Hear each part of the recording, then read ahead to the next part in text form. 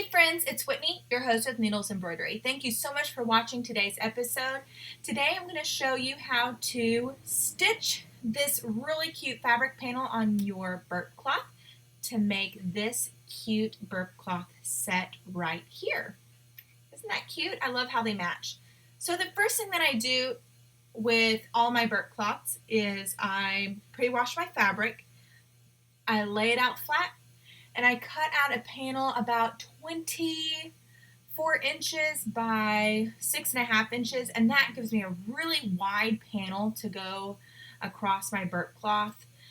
I do seal up my edges with this glue stick, as you see here, and I use an iron, my petite iron that I bought from Joann's, to press the sides and that glue in to dry it so it doesn't pop up on me while I'm trying to stitch it down. And I like this look because it's less work for me in the long run with the glue stick, and it's so fast.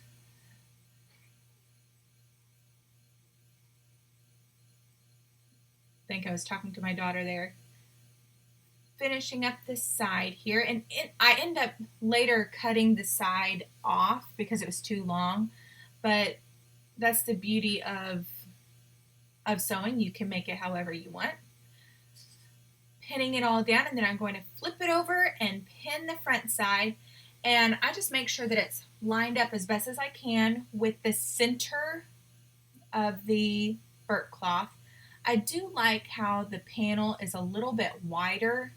I think it gives it a really good completed look, just because the monogram can also be bigger, or the design, whatever you choose.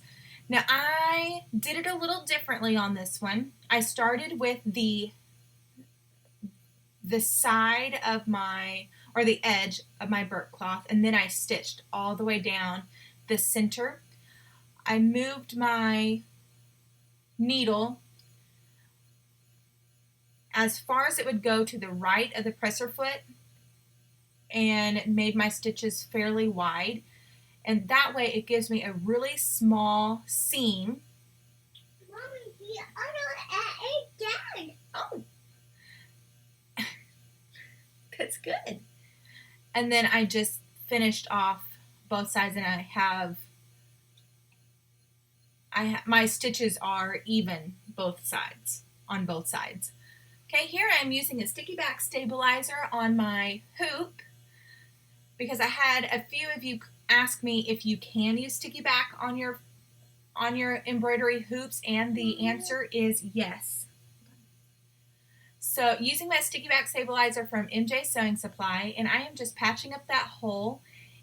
It is not necessary to make sure that the hole is completely covered, like that little bitty spot right there, but I did it for the sake of the video.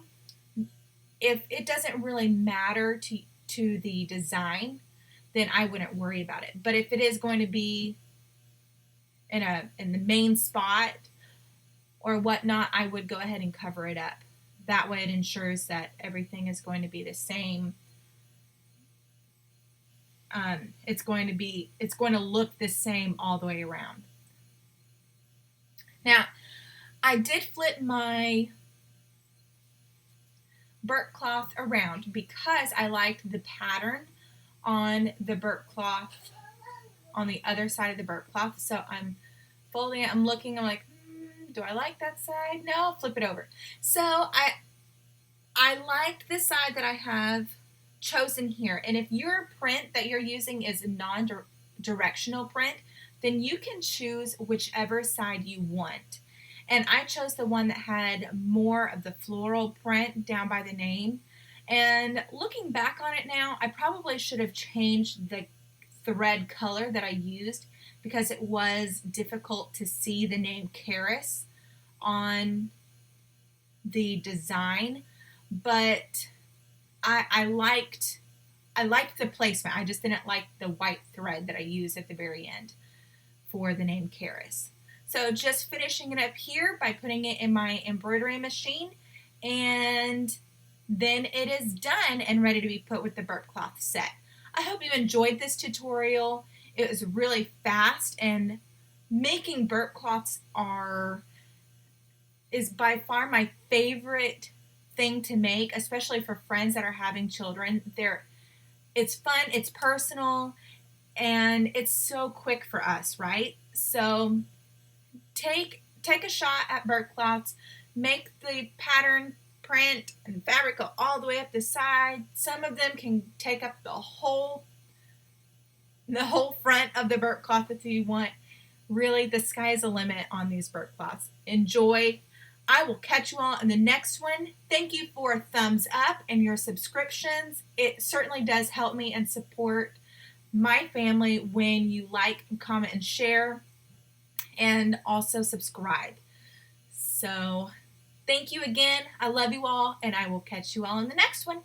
Bye.